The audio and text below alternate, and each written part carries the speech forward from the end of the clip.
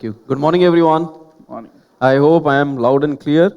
I Just thought this session is for 75 minutes. I can see only 42 minutes. We have started late. So I'll give you a very brief introduction about myself. So, want to switch. Yeah. Yeah. okay. So my name is Vikas Rajpal. I head the growth technology vertical at Checkpoint. So growth technology is all about emerging technologies that we have. In Checkpoint, most of the customer knows us because of next generation firewall. So Checkpoint is no more firewall only company. So if we talk about Checkpoint today, we are endpoint security company, we are mobile security company, we are cloud email security company. We do have very comprehensive CNAP platform. So in a summary, we are platform company. So I've been working with Checkpoint almost 7 years, 20 years of cybersecurity experience, both in offensive side of security and defensive side of security. So with me, we have Sumed. So Hello. Sumed is part of subject. He's a specialist in threat prevention. So the objective of this session is we have done almost 100 plus security assessment for our customers, including in banking vertical, healthcare, government organizations. And we have found there are 7 problems which was common across all the verticals. So what we have done, we have picked up 3 problems. And why we have picked up these 3 problems, you'll get to know. So in case if you find these problems are relevant for your organization, at the end of the session, there is a QR code. You can sign up for the free security assessment. So what is the outcome of the security assessment? Our team will come, they will do a deep dive workshop. They will do the security assessment. It is non-intrusive security assessment. Within a 5 minutes, we can onboard the platform and we can hand over the report to you. And where we shine, we will give you the visibility into unknown risk. So that's the key takeaway from this workshop today. Once you go outside this room, maybe you can go, you can speak to your CISOs, you can speak to CXOs, you can find out whether this is relevant for your organization or not. But yeah, so wherever we have done security assessment, so it was eye opener for most of the customers. So let's get started. So interrupt us in case if you have any questions. Not working.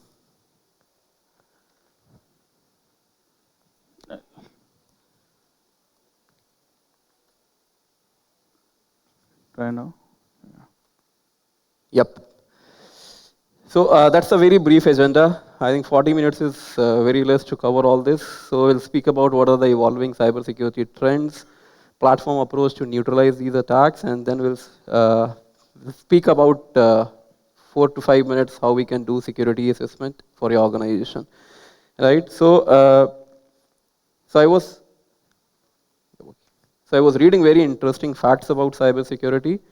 So today morning itself, so I got to know that this market, cybercrime market, is worth $9.5 trillion. $9.5 trillion is the cybersecurity market. And there was a research which was done by Alliance last year, and Alliance said cyber incidents are the number 1 business risk that most of the organizations are facing today. Right, so it has become a boardroom topic now. So in case if you guys are not focusing on cybersecurity, I think your CEOs, your CXOs, CIOs, CISOs, they are talking about cybersecurity. They are talking about cyber incidents in boardroom. It has become the key priority for most of the organizations. Another very interesting fact or survey from World Economic Forum, which was done last year, and they invited CISOs and they asked who AI will help, right? Because everyone is talking about machine learning, everyone is talking about generative AI. So how exactly it is going to help, and who will be benefit out of this technology? So surprising facts: 55.9% people said it is going to help attackers. So they will have edge compared to defenders. Now, what does that mean?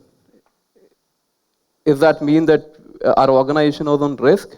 Answer is yes and no, entirely depends how fast you adopt the technology, how fast you understand what are the risks in your organization, and what kind of technical controls you can build around in your network in order to ensure those risks get neutralized.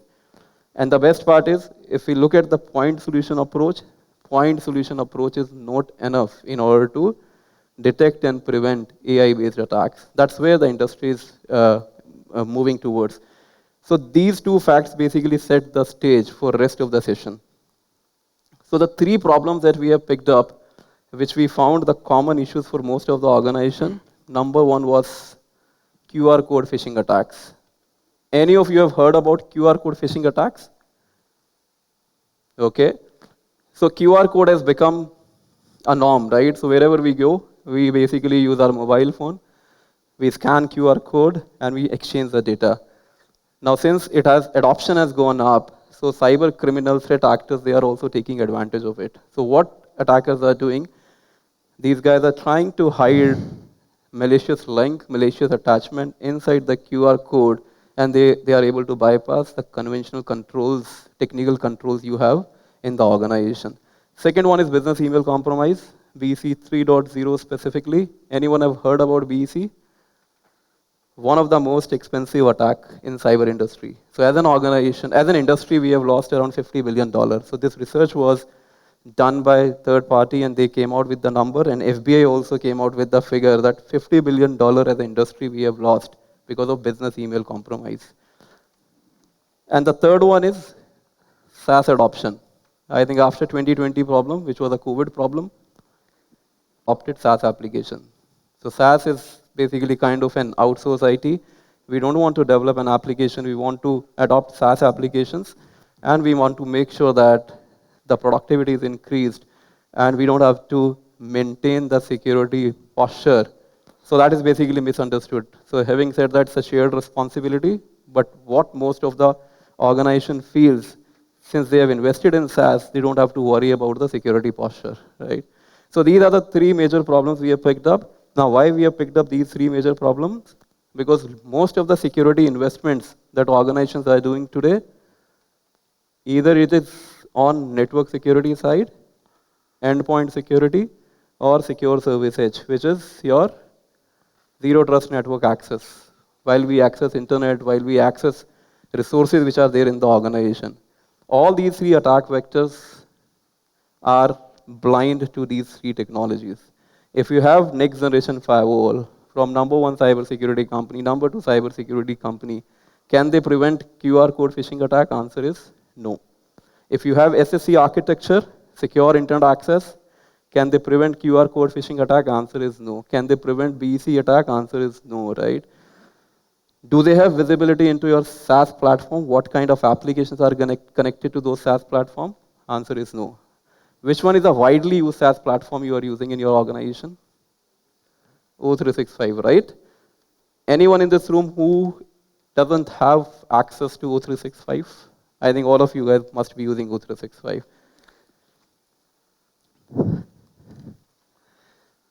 So Sumit, would you like to explain, question, how exactly this works?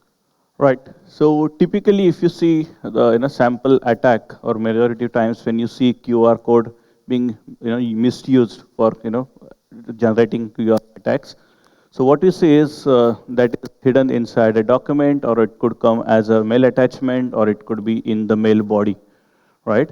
So the reason attackers are sending this QR over email is they know that if I send it over email, there is a chance that legacy email security solution, which you already have, may not be able to scan it, right? And may not be able to know what is the exact file or what is the exact URL that QR is calling in. So basically, it is used to launch a multi-vector attack wherein two threat vectors are used. First is email, and once the mail lands onto your mailbox, the victim user will use his mobile phone to scan this QR code, right? And once this QR is scanned, and typically you will use your mobile phones, 90% of the times it will not be protected. You will not be having any endpoint security solution on your mobile phone, right? So that's a low-hanging fruit for attackers, and that is how one machine is infected. Once that is there, that mobile is infected, you have access to your mobile and Outlook from your mobile phones, and that is how one user is targeted, and we see lateral movement happening inside the network. What it makes so difficult for security controls to detect this attack? Any idea why firewalls are not able to do it? Why endpoint solutions are not able to detect it? It's a QR code, right? It's an image. Absolutely, because all these technical controls that we have, these are not designed to decode the QR code, extract the information, then scan it. So this technology is no longer, it is not there in the conventional technical control. That's the reason. It is all the traditional stuff is ineffective. The second is a multi-vector attack. You got the QR code email. What you will do as a next step, you will pick up your phone and you will scan that QR code. How many of you have security controls implemented on your mobile phone? MDM, no MDM. MDM is kind of Active Directory. MDM does not give you prevention against threats. Can MDM scan for zero phishing? No. Can MDM scan for threats in your mobile phone? No. Right? So now what we have seen during our assessment, we have seen most of the privileged user in an organization. Who are the privileged user in an organization? VIP users, right? CROs, CXOs, CISOs, CTOs, they are getting targeted. So I call it VIP user as a most privileged user, and they have become an asset. In case if threat actors are able to compromise these users, right? So what they can do, they can basically leverage the trust, and they can do the fraudulent transaction. That's entry point for business email compromise. So you can go back, you can check with your InfoSec team, and ask for, do we have security control in place which can detect and prevent QR code attacks? Now, the next one is business email compromise. So BEC is also has evolved. So BEC 1.0, 2.0, now 3.0. I'm sorry, I'm going a bit fast because a lot of content needs to be covered. So BEC 1.0 is name impersonation. So let's take an example. My name is Vikas Rajpal. I head the growth technology vertical, and somebody from outside checkpoint try to impersonate my name, and he sends an email to Sumit. Vikas is busy in a meeting. Can you do some gift voucher transaction on my behalf? So traditional solutions, they will not be able to detect and prevent these kind of attack. This is BEC 1.0. BEC 2.0 basically involves compromise of internal users or compromise of partner that organization interact with. For an example, Checkpoint does a lot of business with organization X. The security posture of Checkpoint may be great, but what about the security posture of organization X? So what attacker will try to do, they will not target Checkpoint, they will target organization X, then they do the lateral movement. So this is what I was trying to explain. Organization A, so we have two profile of organization. Risk profile of organization A is low because they have done huge investment in cybersecurity. We have another organization which is a partner organization to organization A. Substandard security posture. They don't have budgets. So instead of attacker targeting organization B, they will try to enter into organization B via organization A via organization B. That is basically business email compromise. Now the problem becomes a little more complicated when cyber criminal threat actors they try to leverage the trusted application. If you get a message from Teams, Teams is a trusted application. Why Teams is being used? It is being used for collaboration, it is being used for communication. So what attacker has started, they have started taking advantage of malicious applications, name impersonation, using your trusted application that is being used across the organizations. So that's basically BEC 3.0. Do we have control today in place? Firewall can prevent BEC 3.0? Answer is no. EDR can prevent BEC 3.0? Answer is no. Now what it makes so tricky to detect and prevent these attacks are happening inside your organization. Because in case if one of the user in the organization got compromised, they will try to do the lateral movement. So you should have technical controls in place. You should have an architecture in place. That architecture can detect the internal flow of emails. It can detect the internal communication in order to neutralize these kind of attacks. So that's another major issue that we have seen during our security assessments. Third one is more around SaaS application. That's the trending one. How many of you have heard about Midnight Blizzard? Any idea? Have you heard this name? Midnight Blizzard. APT 29? Heard about APT 29, okay. So this attack vector is around SaaS application. So most of the time, what we have heard OEMs talking about how we can control access to SaaS-based application. Example, if you're using 10, 20 applications, so there are enough solutions in the market wherein what you can do, you can define a security policy, how user can access the application, what user can do with the application, right? But how these applications are interconnected, that visibility is not there.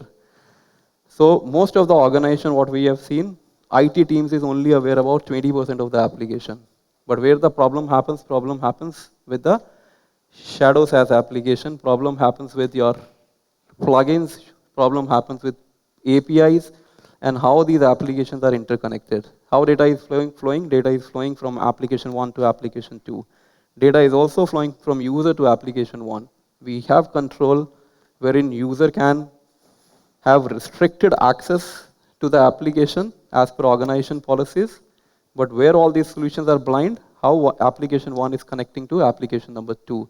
What kind of integrations are there, whether those integrations are risky integrations or not, whether these permission those application has to your platform, what kind of permission these application has. That has emerged as a latest attack vector which is trending now. So I spoke about midnight. So this is an APT Act 29. Any guesses who was the target of this attack?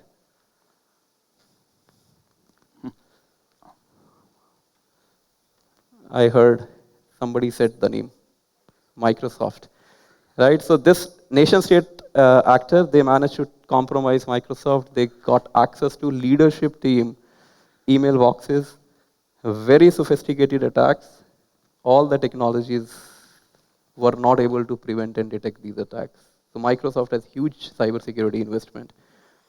Why? Because this attack is categorized as network-less attack. This attack is categorized as endpoint-less attack. So this attack doesn't touch your network. This attack doesn't touch your endpoint.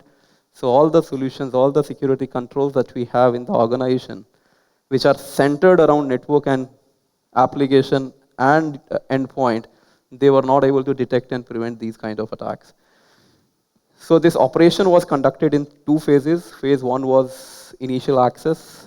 So APT 29 actors, they basically did the password spray and they managed to got the access in it. Now after that, they found there is one test application which was connected with O365 production tenant. And this was OAuth application. OAuth is basically a token mechanism that is being used by Microsoft in order to authenticate the users. So rather than taking the credentials, what attacker did, they managed to elevate the privileges and then they created a new application. And that new application had access to mailboxes. And threat actors were managed to pull the sensitive information.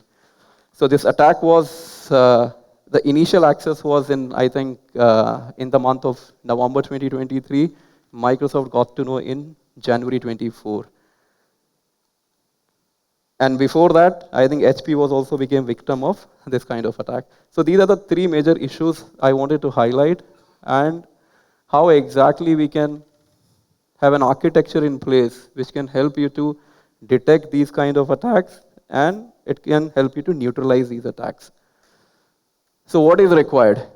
So one, the platform approach can help you to design a comprehensive security controls which can give you coverage for email application, collaboration application, SaaS application in case if you want to extend the use case, even on the mobile phones, that can also be done. So the platform has to be, number one, comprehensive. It has to be AI powered because most of the attacks that we have discussed, there was some element of artificial intelligence and the platform should do the real-time threat prevention. So these are the three fundamental principles every organization should follow while trying to neutralize these advanced attacks. Sumit, can you introduce Harmony, please? Right.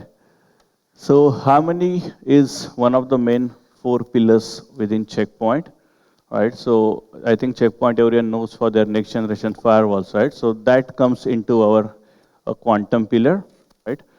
Today, when we talk about harmony, so anything related to users, their access, and device-related security will fall under harmony umbrella. So when you talk of securing your, mobile devices, or it could be endpoint devices, securing the email access, right, zero trust network access, or the Harmony SaaS applications, right? So everything will come under Harmony portfolio, right? So we are trying to solve these problems of, securing the users, their access and devices using Harmony. Yeah. So we'll focus only on two technical controls which are part of this platform. One is Harmony email and collaboration, and second was one is SaaS security. So all the three use cases we spoke about, three problem statement, falls under these two technical controls. Yeah, in case if you want to secure your mobile phone, we can expand the use cases and we can implement the technical controls on your mobile phone. Then we can do a conditional access using SSE, and this can be extended to endpoint security as well. So, how we can ensure that there is the highest level of security for your organization? One is architecture. So we hear about zero trust, right? We hear about architecture has to be a secure architecture before we can take advantage of any security controls. Now, if we talk about cloud email security solutions, generation one, more from an secure email gateway, they used to be in front of your Exchange server or they are in front of your O365. So when I say in front of O365, what is the limitation, biggest limitation in this architecture? It's an exposed architecture. So what is the first step threat actor does? They try to find out attack surface. So in case, let's take an example, we are using traditional solution, Cisco, Barracuda, I'm sorry, I'm taking names.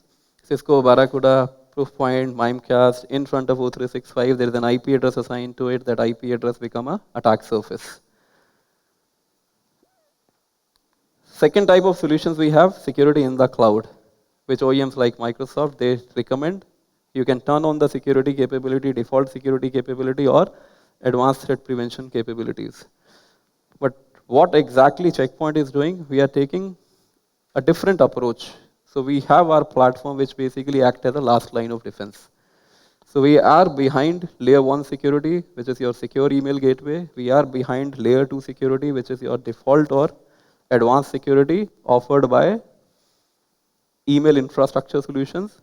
And then we do it in inline manner. When I say inline, before email is getting handed over to user inbox, we basically scan the email and we ensure that all the threats are getting neutralized. Now, what is the advantage?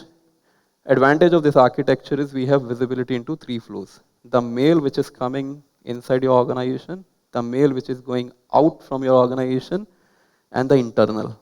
If you recall, we spoke about business email compromise. What is the biggest problem? Because solution doesn't have visibility into internal emails. How exactly emails are flowing? What are the attacks which are happening inside your organization? That visibility is not there. So with this architecture, we can give the visibility into three different flows. Second, this entire platform is signature-less. When I say signature-less, most of the magic that we do in this platform is based on artificial intelligence and machine learning. And whatever is being missed by layer 1 and layer 2, we train our AI and ML engines on highly qualified data, and hence the outcome is highest level of security with minimal false positive. So we do it in zero trust manner. So why we say zero trust? Because this architecture is invisible architecture. If somebody is trying to find out what kind of security stack is being implemented in order to secure an organization, threat actors will not be able to get to know. So they will always find layer 1, which can be either secure email gateway or it can be your default Microsoft security solution or a Google Workspace security solution. So it's completely invisible architecture. And this architecture is patented by Checkpoint. So the way we do it inline as well as post delivery, that is being only done by Checkpoint while we speak. So completely API driven, it only takes 5 minutes to integrate this platform with either O365 or Google, whatever you are using for your email. Sumit, I will request you to run through. So what we can do, I think you can open the dashboard and show some of the use cases because we have only Sure. 18 minutes. Yeah. So the three problem statement we spoke about, one is quishing, right? So I'll request Sumit to give you the demo how exactly it look like and what kind of outcomes we basically give to our customers. So he will do a dashboard walkthrough and show you some of the sample incidents of phishing attack.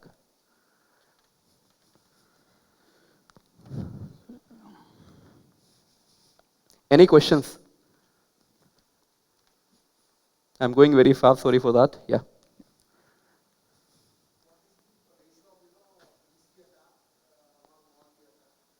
So the report which has come, around 20% of the attack which are happening is BEC, business email compromise attack. So they can fall under multiple category. It can be fake invoice attack. It can be fraudulent transaction which got initiated within your organization. But yeah, this has become a serious problem. Why it has become a serious problem? Because solutions were not there in order to detect and prevent these kind of attacks. Because it requires completely AI and ML driven. So I would precise, to be very precise, intent based security, right? Because in case if the email is coming, the platform should be able to understand the intent of the email, because these email comes without any links, without any attachment, and threat actors create a urgency, and it is so compelling that user has to take an action.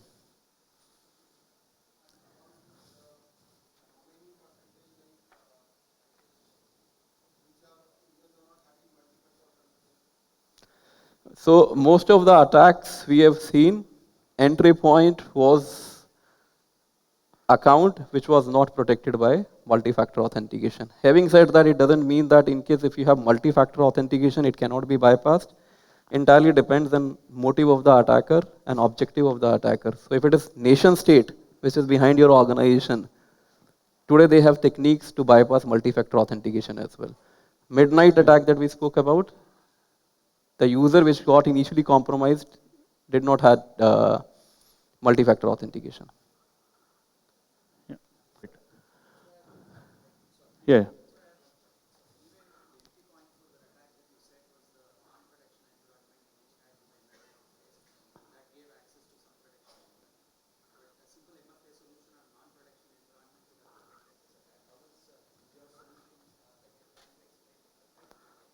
So what we can do, so there are multiple use cases. One, with the SaaS security use case, we can give you a visibility of how many users you have which don't have MFA turned on, what kind of privileges that user has. That's the second aspect. We can give the complete visibility. Third one is how these applications are getting connected with your O365 platform. So if you yes, in production. Yeah. Now it is extremely difficult because these attacks are getting generated from residential IPs. Now any indicator based technology that you are using, IOC based technology, they will not be able to detect and prevent these attacks. It's coming from distributed IP address, the volume of attack is extremely low, right? So all this signature based technology will fail, eventually it will fail. Yeah, in case if there would have been multi-factor authentication, the extent of the impact would not have been that much. There could be a possibility to stop at that point of level. Yeah. All right, so let's dive into a quick demo. All right, so this is our portal. Like any of you guys already are, using any of our Checkpoint products. One thing I just wanted to highlight it: all Checkpoint products can be managed from a single console or single URL. Right, so you can just navigate to whichever product you wish to manage. So for sake of this demonstration, we'll stick to email and collaboration. Right, so once you log into the dashboard, this shows recent attacks that we have seen. It could be related to BC or it could be related to phishing attacks, any malwares that we have found out on that email as a threat vector. Right. One more thing which I wanted to show you, it's very important waterfall diagram here.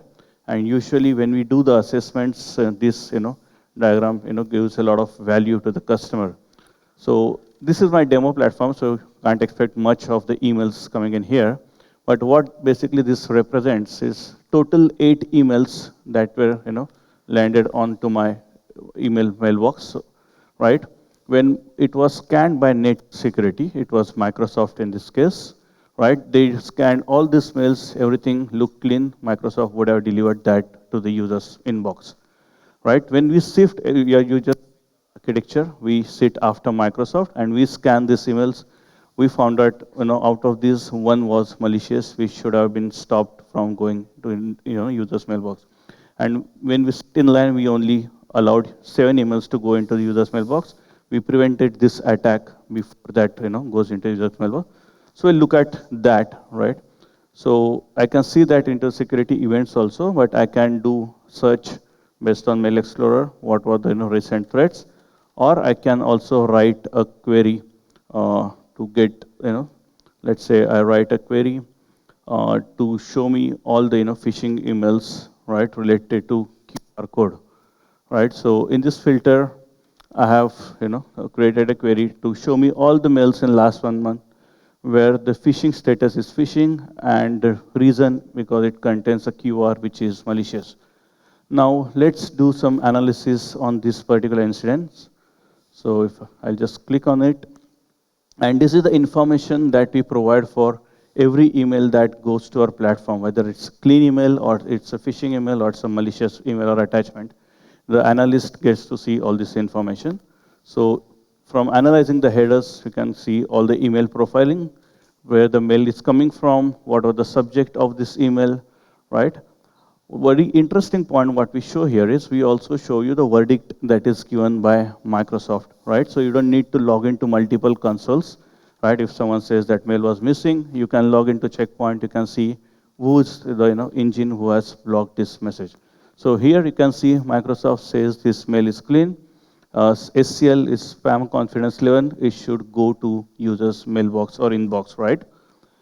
After Microsoft, when Checkpoint scanned it, you can see our verdict, that's phishing, right? And when we say phishing, we provide you a lot of information why we say this particular email is phishing, right? So you can say it is possible credential harvesting attack, and we'll see why.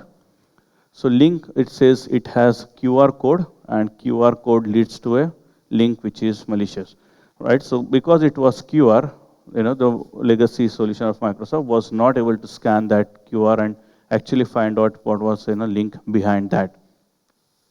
What you also do is, when we onboard any, our new tenant with any of your, Office 365 platform, we do the learning period. So wherein we understand the pattern of, how you send the mails, how you write a mail, which domains you communicate to, right? And that helps us to create a reputation of sender. If I further scroll down, as Vikas was referring to, it's totally AIML-based engine. So we also show you what is the risk rating given by our engine here, right? So every email that comes in, we apply more around 300 plus indicators, right, to see what is the score, risk score for that particular email. So here, if you see for phishing, it is reaching 100. That means it's a definitely a phishing email, right? Now, you might also want to see without opening a mail, right? Majority of the administrators who are managing the email security platform, they have ability to actually look at the contents of the body, right? But that may not be the right practice at all the times, especially when, let's say, you are looking at the incident where mail looks like it's coming from a banking domain, right? So here, without you opening an mail, you can at least make some judgment looking at our AI model impact on what could be wrong in this email. So here it says the text analysis, that was there in the mail body, that is fishy. Even the link properties are not right. Right. So just for the demonstration, I have elevated my rights so that I can actually show you the contents. If I click on show email body, I can actually show you what was the email looking like. Right. So this email basically it is asking me to reset my password using the QR code, right? And looks like the mail is coming from admin, but I know there is no admin in this account. Also, if you look at the link, when you do the link analysis, there is a QR code, right? I can see, but our engine can decode what is the QR inside this. And if I do the full analysis of this link, you can actually see that this mail was specially crafted for my email address, right? Now, one more thing is, you can see the reputation that is given by Threat Cloud. It is saying it is malicious. Now, one thing is administrator can copy this URL, try to open it in browser and see how it looks like. But that can be tricky if it is malicious. I don't recommend you opening that in your browser. So how we help you here is you can just click on secure preview of the link. And without you opening it in your browser, we do the URL sandboxing. We show you what is the website behind this. So here it shows it's a suspected phishing website. So analysis, now I'm 100% sure this is phishing email. So if user tries to restore this email, I can deny this request. And just to show you on the user side experience, so when basically user receives email, we will quarantine it in real time, and this notification is given to the user. So there is a lot of information that is also provided to the user. So if he still wants to restore email, he can basically click here, provide the justification why we should restore his email. There's a lot of information that is available for him also before he tries to restore it. Yes, please.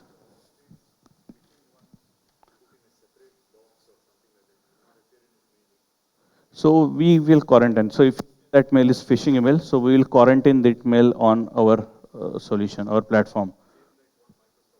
Correct.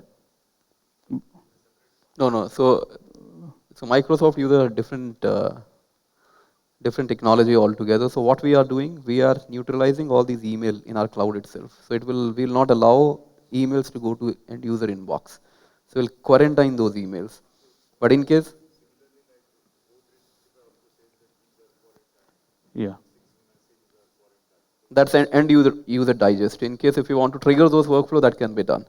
So what we do, we basically integrate very tightly with Microsoft, and we give a unified view of quarantine, because there would be certain emails which is being quarantined by default security. There would be searched by Microsoft and picked up by Checkpoint. So we can combine the end user quarantine and we can give the unified digest. That's the Yeah. Sorry, quarantine. Yeah. Also, there is a chance that he may click or he may use. Why not simply remove it? And why are you giving the chance even for him to go? Because you already declared it as malicious, right?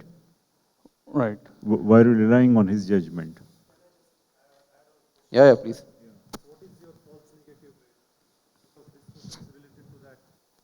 False positive, false negative. False positive. Like Okay, so it is a valid mail, but you classify Detected it as as phishing. Yeah. phishing. So we have a Whatever you slide for that. So we It's something similar what yeah. he said. So I'll Like, why answer don't you his delete it? question first. So only the suspected emails will go to end user quarantine, wherein user can take an action. So in case if there is a false positive, now I'm connecting your question with his question. If there is a false positive, if engine feels, our platform feels that this mail could have been malicious, but we are not confident. So what we do, we basically really send that email to end user quarantine so that user can check that particular email. If it is a legit email, it can basically do a supervised learning to tell platform in case if these type of emails are coming, these are the legit emails. So that's the reason we have end user quarantine option. But yeah, if confidence is very high, we will not allow that mails to go to user inbox. This will not go to Yeah. quarantine also. And one more is that we quarantine it, that is for audit purposes. Yeah. So let's say there is an incident, that phishing email has gone through. When auditor comes, you need to show the proof, show me the actual email. So that is where we store it on our cloud. That is not there on the user's mailbox. Yeah. So end user doesn't have access to those emails. Yeah. Yes, Correct. absolutely. Right. Absolutely. Yeah. Now to answer your question, so what we have participated in test called MIRCOM. So MIRCOM does the security efficacy test. So 5 vendors participated last year, 2024, and Checkpoint scored number 1 in terms of highest catch rate and lowest false positive. Right. So what they did, they basically picked up 24-hour latest attack from Virus Total. They ran those attack samples with 4 vendors, and they calculated the score. So the score was 99.8%. How much time we have? It is showing 3 minutes. Hmm. I think that. 20 minutes, okay. Okay, so how we are doing this? So one is architecture. We spoke about architecture. Since we are last line of defense, whatever is being missed by Microsoft, we are able to get those emails. We train our artificial intelligence and machine learning engines, and we have almost 200 plus risk indicators. So in case if you are planning to evaluate email security solution or any other solution, the question that you can ask your vendor, how effective their AI and ML is, and how transparent they are when it comes to showing AI and ML data on the dashboard. So Sumedh basically showed you a dashboard screen wherein you could see the AI outcomes. So we are using almost 200 plus indicators categorized into multiple segments wherein the moment email comes, we basically deconstruct the all part of emails and we check whether that particular email is classified as malicious email or it is being classified as suspicious email. That is one. And second, we do a retrospective analysis of all the emails of last 12 months to understand the baselining. When I say baselining, we basically do profiling of all the user in your organization and we create a baselining and any anomalous communication after that is basically treated as your malicious communication, right? So that's how we are able to detect and prevent business email compromise attack, even if there is no indicator. So you can see we look at text analysis, reputation signal, link properties, attachment properties. We also check the brand abuse. So in case if somebody is trying to abuse the brand. So until last year, it was limited to global brands. This year, we have launched an AI and ML engine, which also looks into local brands. So there is a case study about one of the very large bank, which is published in our website, which is on CPR. You can find out zero phishing plus CPR, largest bank in India. So we found that that brand was getting abused by threat actors. So once we do the baselining, we try to understand what is the relationship strength, user to user, user to domain, domain to domain, and then we take all these parameters and we find out whether the email is legit email or it's a suspicious email. So Sumedh also explained about how your incident response team can do the analysis. Incident management is inbuilt into this platform. What we can do, we can show you all the links, all the attachments, right? We can also show you the malware analysis and sandboxing. So this was explained by Sumedh. So you don't have to copy and paste the link in the browser in order to see what is the impact of this particular URL and what kind of URL attacker is trying to share over the email. So what we do, we'll open that particular URL in sandbox environment. So this was the example Sumedh explained. So BEC phishing attempt against CRO, which is a user, privileged user in an organization, mail came, right? So there was fake O365 landing page and there was QR code. The language of the email was so compelling that CRO had to take an action. He picked up his mobile phone, scanned the QR code, and it was missed by default security, default layer of security, and we managed to detect and prevent this kind of attack.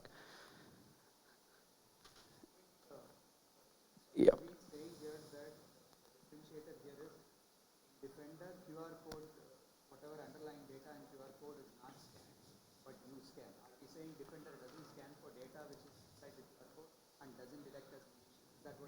If you have asked this question 6 months back, answer was yes. Now this answer is something different. Microsoft today has technical control. They can scan QR code and they can detect these kind of attacks. But how effective Microsoft is, that's the next question. Yeah. So can they prevent, if there is 100 attack, can they prevent 100? Answer is no. They might be able to neutralize 60%, 70%, 80%, but not 100%.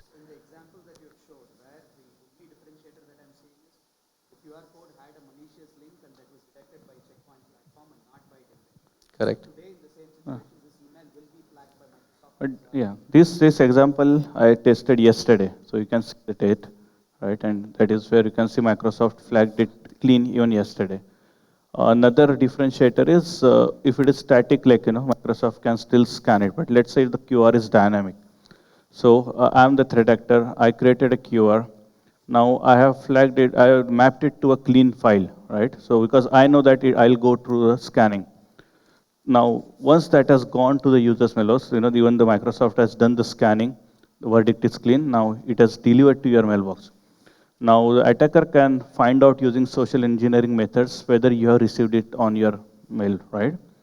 And what if now I change the file, that QR is calling, if it's a clean file, what if you have replaced that file with a malicious file? now? What if I change the URL parameters? Then once that is already landed on your mailbox, you can't do anything, right? So we have something called as click time URL protection that also applies for QR codes. So every time you scan the QR, every time we'll scan it real time. This is again unique So to what he's Checkpoint. talking about delayed poisoning, that's a technique that is being used by attackers to evade default layer of security. Why threat actors are able to do it? Because they can find the customer is using Microsoft, and there are ready-made exploit kits which are there on dark web. So what delayed poisoning does, they'll come out with a domain which is a newly generated domain, right? Not serving the malicious content today, but it may start serving the malicious content after 1 month. So Microsoft reputation engine, AI engine, the detection will be clean. When it comes to Checkpoint, what we are doing, we are rewriting the link inside the QR code. So what we do, we basically extract the link, we check using our AI ML in case if it is clean, we will rewrite that link with wrapped around Checkpoint, generate a new QR code and send it to user. Now after 1 month, once user will start interacting with that QR code, we'll redirect the traffic to Checkpoint Cloud to find out it's a legit link or it's a malicious one. So Microsoft will not be able to give you these kind of protection.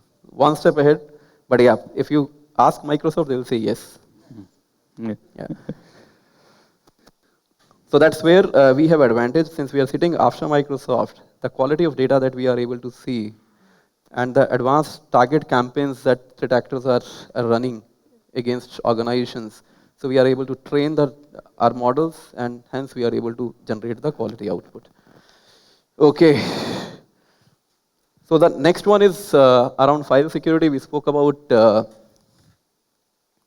phishing. And most of the phishing attack, advanced phishing attack, we have seen there is no indicators. When I say indicator, there is no link, there is no attachment. Now, what about in case the use case wherein we have attachments which are coming through emails? So what we are doing, Checkpoint basically follows multi-layer defense in order to ensure that those attachments are getting sanitized in real time. That is number one, which we call it as CDR technology, content disarm and reconstruction. And we also do sandboxing of those files. When I say sandboxing, we use static engines and dynamic engines to find out what is the behavior of that particular file once user will start interacting with that unknown malware. So the end result is the user will get a clean file. So if it is only CDR, we will extract all the active contents from the file and we'll share the legit file, clean file to the end user. So I'll give you non-technical example. If you are at airport doing a security check, irrespective whether you are carrying a coin or a gun, you will not be able to cross the security check. Why? Because there will be a beep, right? So security check will not allow. So what we are doing, we are screening all the attachments which are coming to organization using email channel and web content. It can be PDF file with JavaScript embedded into it, Word file with PowerShell embedded into it, any link which is a malicious link hidden inside image, link which is hidden inside PDF file. So we sanitize all the content and then we hand it over to end user. I think it's a compliance requirement. Most of the customer in banking industry, it is mandate for them to ensure that file is getting sanitized once it enters into the organization and it is also getting sandboxed. So that's a flow. PDF file will land into HEC platform. HEC platform will do content disarm and reconstruction. Then it will do a sanitized file. And in parallel, we will also do a sandboxing. So again, sandboxing is being done by our threat cloud AI, which we have it in India. Out of 70 plus decision engines, most of the engines are running on AI and ML. So I spoke about local brand, right? That engine is purely based on AI and ML. So we have come out with the analysis of macro files. That is also being done using our AI and ML engine. So this is the outcome. So user can click on the file and he can see what is the malware family. And then we also give MITRE attack graph, how exactly it is linked with MITRE tactics. And user can actually see the videos, what exactly that particular file is trying to do in the environment. And all this malware analysis or the details which is required in order to share with the regulatory bodies, all this information can be collected and shared with example certain. In case if they ask, you can pull all this information from the dashboards. Sumit, do we have some samples? I have a password. Okay. So this was a test I was talking about. So we participated in how we are able to do it better than any other OEM. It's because of AI and ML that we use. And Mearcom has done testing of 5 OEMs, and they managed to give the results, and we scored 99.8% with respect to the highest catch rate. So there is another metric they tested, which with respect to false positive, and we were lowest in terms of the false positive as well. The longer you will have platform in place, it will learn and it will basically give the highest security with the lowest false positive. I think we have very interesting use case, password protected files. You can ask any vendor, right, whether they can do password protected or not. So what we can do, we can open the file on the fly. We can find out what is there in that particular file, and we can do CDR and sandboxing. How exactly you guys are handling protected files in your environment? You are blocking it, right? In case if business Yeah. take a decision and they have to allow, it's basically a risk. You have to take a risk and you have to allow that particular file. So with checkpoint solution, what we can do, we can open the file in inline manner, we can scan it, and then we can ensure that in case it's a legit file, then only the file will go to end user, otherwise we'll block it. Yeah. I think you'll Yeah. show now. Yeah. Yes. So again, yeah. So there are a couple of scenarios, right? So wherein sometimes what happens is you are sending a file over email which has password, and password is already mentioned in the mail body or anywhere, right? So we have this processes, natural language processes, which can automatically pick the password, and then we can open the password file, scan it. If it is clean, that will be delivered to the user. But majority of the cases, password is not shared on the same mail, right? Sometimes it could be more complex, like if it's your bank statement, it could, first 4 letters of your name followed by date of birth. So wherein technology cannot guess the password, right?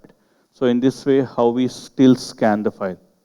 So what we do is we allow that entire mail to go across to the recipient. Only thing that we hold back is the attachment, right? So once the user receives this, I'll just show you the experience, how it looks like. So what we are doing, we are triggering a workflow. The moment Yeah, user will see the email, the attachment will be replaced with a link, and we will, yep. Sumit, yeah. go ahead. So this is the sample example, right? So now, mail body is please file the attachment. Password is something you know of, right? So here the password is not mentioned in the mail body or anywhere in the mail, right? So what we do is this mail has been delivered to me. Only thing it's without attachments. Now, if I want to see, or receive the actual attachment, what I can do is I can simply click here, right? It will basically open a pop-up. I need to enter the password. Once that is done, let me see if my pop-ups are blocked. Yeah.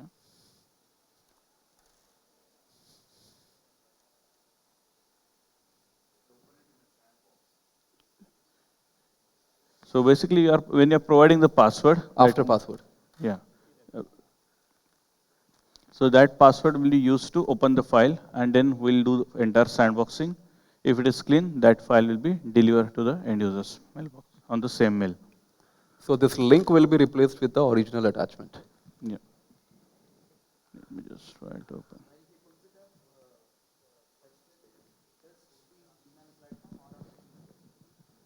Only email. Why we are do it in email only because it's inline for email and API based out of band for Teams. Right. So this is the pop-up page wherein I need to Yep. basically enter the password. So it is validating the password. Now, it will scan the actual file on our sandbox. And if that is clean, we'll see that in a couple of minutes, the same email should be replaced with actual attachment.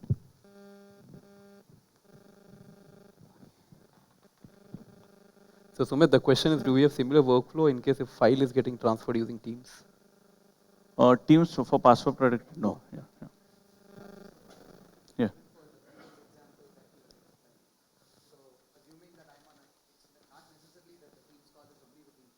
Yeah. the chat is, during the chat, they transfer some files and exit, right? Incoming, yeah, we scan. Any incoming data, as soon as it gets uploaded on the Teams channel, we'll scan the file, and if it is malicious, we'll quarantine it. Only then it is available for user to download. Yes.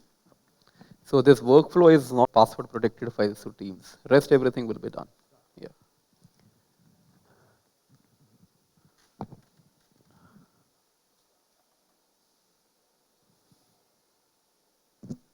Yeah. Now, if you see the mail, the same email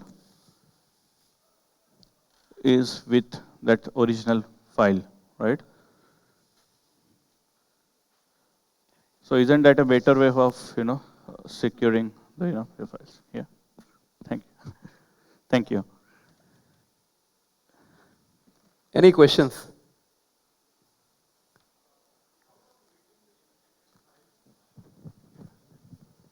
We will not be able to do that. So why we are able to do this? Because we are not able to open the file. What we are doing, we are asking user to open the file. So it's a workflow triggered sandboxing. So in case if the file is encrypted with proprietary algorithm, we will not be able to do that. Then EDR solution will come into picture. Not the file. I'm talking about if there's any encrypted email which is coming.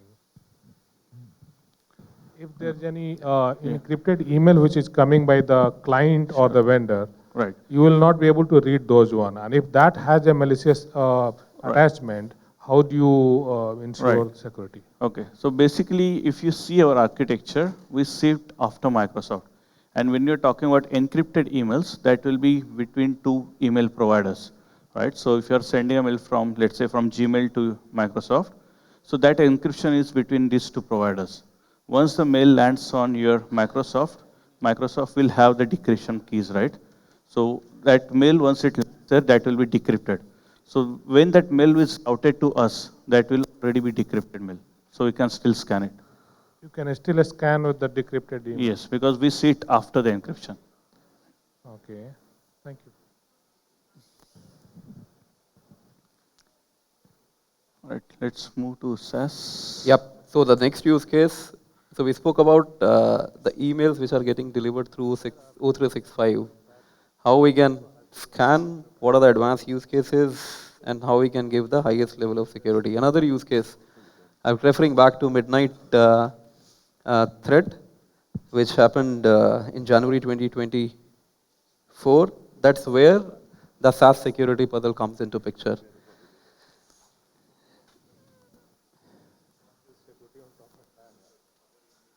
Yeah, we can.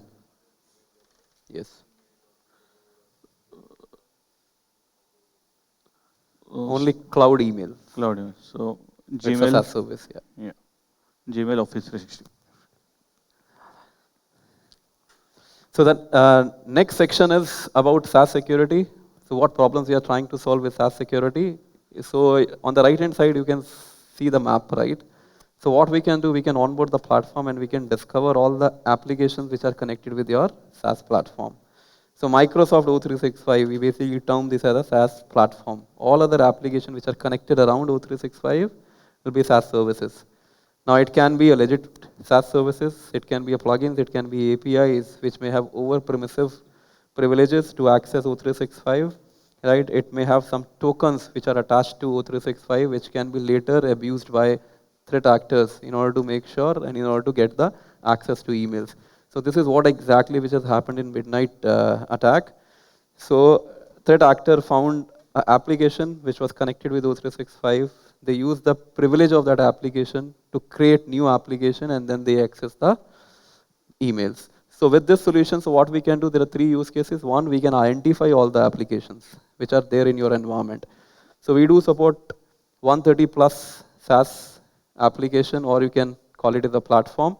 So depending on your use case, it can be Salesforce, it can be, let's take an example, your O365, Google, Slack, Workday. So whatever SaaS applications you are using, so we'll install a micro connector. That connector will discover all the applications which are getting connected with this SaaS platform. So once we have identified this, we'll give you the risk assessment of those applications. For example, what kind of permission those application has to your SaaS platform. Read, write, mail access, admin rights, right? And what are the misconfiguration which are there in those applications. Maybe those application you have onboarded without having multi-factor authentication turned on. One use case. Another use case could be you don't have visibility of what kind of certification that vendor is using in order to comply to regulatory requirement. Example, SOC 2, type 2, right? So these are the mandatory certification that vendor has to undergo in order to comply to the regulatory requirements.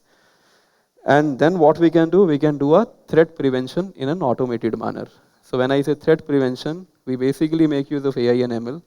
We understand how these applications are talking to each other, what kind of permissions they have, and in case if that application may become rogue later on, based on the communication and the patterns that we have learned, we can identify whether it's a legit communication or the malicious communication.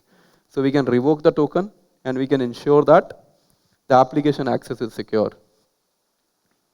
So another use case could be deprecated application. The application today exists, but tomorrow, let's take an example. You have decided to remove the application.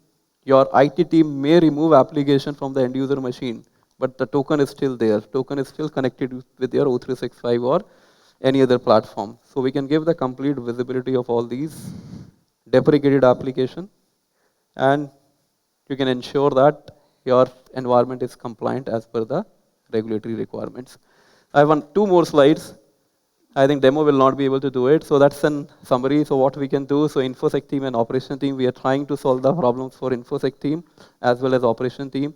Extremely easy to onboard the platform. We can onboard the platform in 5 minutes. Architecture is extremely simplified compared to architecture that we spoke about, which was old architecture. And then security use cases we have covered in depth. So the key takeaway is we can secure email, we can secure collaboration application, we can extend this use case to mobile, we can also extend this use case to your SaaS applications. So Checkpoint is leader into this space, email space as well as SaaS space. So if you look at first 5, deployment option, we have been scored 5. Then content analysis, threat intelligence, all are 5. Whatever 3s you are able to see, that we also managed to convert into 5s because this report is 2023. The latest report that is coming up, you will see we are ahead compared to competition. Next step, risk assessment. So we are doing a lot of risk assessment for our customers. So in case if you feel these use cases are relevant for your organization, so what we do, we basically do a deep dive workshop, understand the requirement, onboard the platform, and that's an outcome. So one, it's a detailed report. It's a PDF document of around 35 pages. So we highlight what are the unknown risks you have in your organization, and then there is the executive summary. So on the right-hand side, so this is an example from a very large bank wherein we conducted the security assessment and we managed to secure and we help customer to modernize their email security architecture. On the right hand side, you can see the executive report. So most of it belongs to VIP category when we came out with this report. How we do it, that's a complete workflow. Right, so we understand the requirement, we onboard the platform. So after 7 days, we basically get in touch with the customer and we share the finding, and then we do a closed room discussion and we submit the risk assessment report. Now, most of the customer comes back to us and they say, what is the impact in case if we onboard this platform? Time to onboard platform is 5 minutes. Any change which is required in the configuration? Answer is no. Any change in email flow or SaaS application? Answer is no. Security assessment can be completed within 15 to 30 days. Non-intrusive security assessment, no changes in the existing architecture, no changes in existing flow. Very small demo. I think we can onboard this platform in 5 minutes. So you can see what all application we can onboard with this particular platform, including email and collaboration. So you need to click on start, say okay, it will ask for username and password. Once you will give username and password, it is done.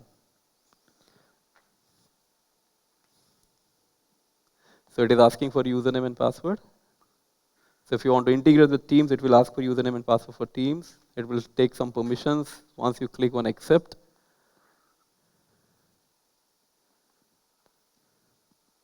and we are done.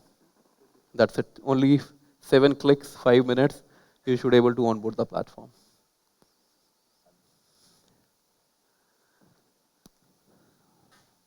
So in case if you feel this can be a exercise for you wherein we can help you to uncover unknown risks, you can scan this QR code, right? Fill up the form, and you can reach out to us for the security assessment. And whosoever will participate in this security assessment, I think there is a surprise gift. Amol has, and we will announce that lucky winner, I think after the keynote session. So stay tuned. Thank you very much Thank for your you. time. I think it was pretty fast because of the time limitation. If you have any question, another 2 minutes, I can answer the question. Otherwise, I'll be Yeah. around. Yep.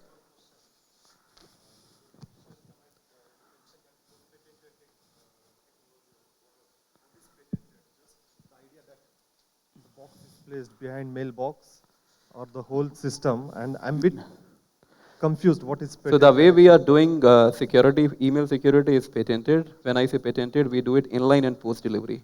So if we talk about generation 1 email security vendors, it used to be secure email gateway, inline solution, right? The next generation, post that, the generation came wherein they try to solve the problem, inside problem, using API base, which was post delivery. So what we are able to do, we are able to give inline plus post delivery together with one single platform, and that is patented. And then automatic onboarding, right? And automatic, 5 minutes onboarding. When you saw this video, right, it only took 30 seconds. But at the back end, what we are doing, we are writing some scripts on Microsoft. There are rules created. So you don't require any expertise on Microsoft, right, to write these things.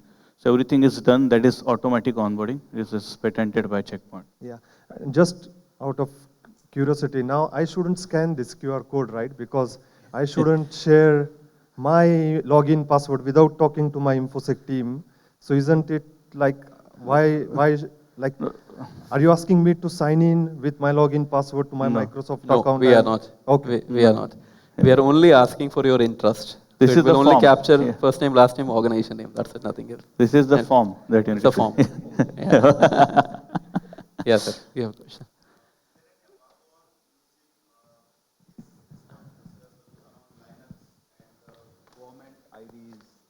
Is there any?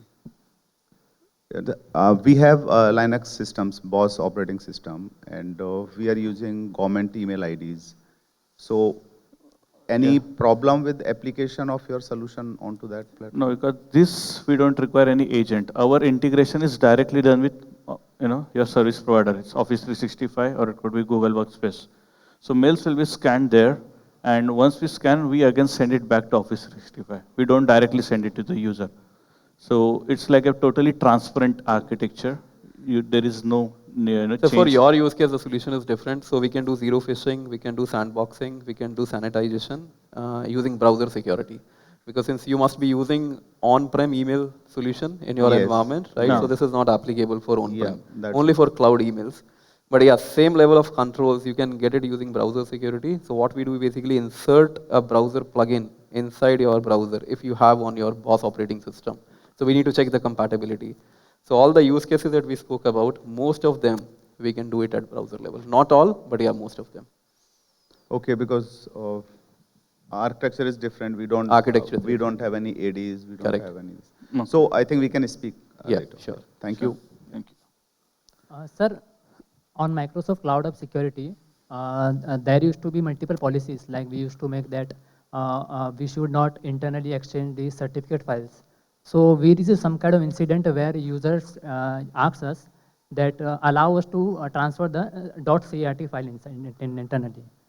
So in Checkpoint, you are telling that we don't need to create any policies like that, that we have to ban the .crt or some file which are commonly malicious. The Checkpoint can detect that that .cert file is malicious or not automatically. Because in Microsoft, we have to create thousands of policies regarding this kind of files. Correct. And we have to check it accordingly. Every month, we have to do assessment of that. Yeah. So will the Checkpoint AI will automatically detect, and we don't need to make any policies regarding this? So you want to take So yeah, so there is a list of huge list of extension which we scan, And that list is not only common for our email security, that is, across all our solutions, because all the solutions are powered by our threat cloud. So if you want, I can share you a huge list. I am sure there is a CRT also in that, right? And all these files will be scanned by us automatically. You don't need to write any script. But specifically, if you want to block certain files based on extension, that is also possible. Okay. So once we onboard the platform, we'll write a rule in backend. So you don't have to create any extra rule. What Tumesh was trying to tell you, CRD, we need to check whether we do sandboxing and static analysis of CRD or not. In case if it is PDF, answer is yes. So we do support 150 plus file type. CRD, we need to go in.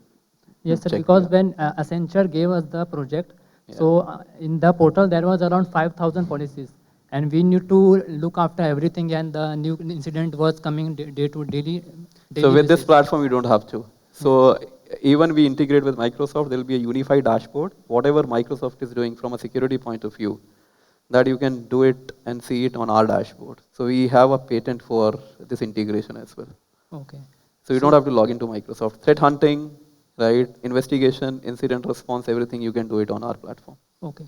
And then simultaneously we will receive the alert on this checkpoint portal also and the Microsoft Cloud App Security portal also. So you don't have to log into Microsoft. Okay. So you can log into our dashboard and see everything on one single dashboard. Okay. So it's a unified dashboard for both Okay, sir. Microsoft and Checkpoint. Thank you, sir. Hi. Limit, right? So during the peak load, what Microsoft does is they'll do the API throttling, so that majority of their bandwidth is used to send actual email to the users to avoid these delays. How we route the mails to our platform is using transport rules. So there is no limitation, I would say, or API throttling kind of thing. So that is why you'll not feel any latency. We have a customer who is using this solution for 100,000 mailboxes, and we have not seen a single case log for delay.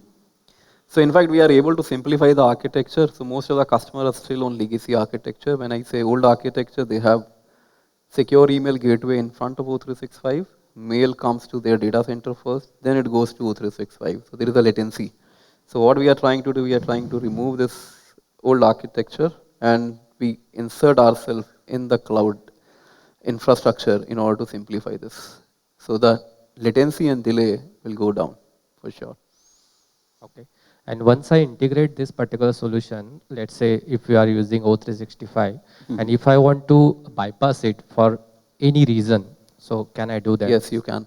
So there are three type of policies you can deploy. One is detect, second is inline, and third is detect and remediate. So detect is kind of a tap mode we do. So we'll not enforce any policies. Prevent is, it's an inline prevent. Before email will hit to user inbox, we'll scan all the emails. Third one is detect and remediate. So you can take an action. So it's a post delivery. Example, the mail which has gone to user inbox and later we found that email was malicious. So what you can do, you can basically do a post delivery. We can retract that email to the quarantine folder. So all three, depending on how you want to implement, how you want to design the architecture, we can do that. Okay. And considering the legacy email security solutions, whatever the options are there to configure, same options are available if I want to whitelist particular domains to send emails and comes in. So I can do that. I mean. So our recommendation is anything which is related to high volume, low impact attack, it has to be done on Microsoft or layer one, whatever you are using. And all the advanced security has to be offloaded to Checkpoint. So having said that, it doesn't mean that we can't do whatever you are saying, but it will basically enhance the efficacy and effectiveness of AI and ML model that we are using. So the architecture, if I talk about for 100,000 plus user that we have designed, high volume, low impact attack is being taken care by layer one, default security, built-in security, and then all the advanced attacks we are taking care of that. But the question you asked, we can do it. Okay. Last question. How many, I mean, there are... I think we can have a discussion outside, right? Okay. Thank you. Thanks, everyone. Thanks for your you. time. Right? Thank you. And thank you.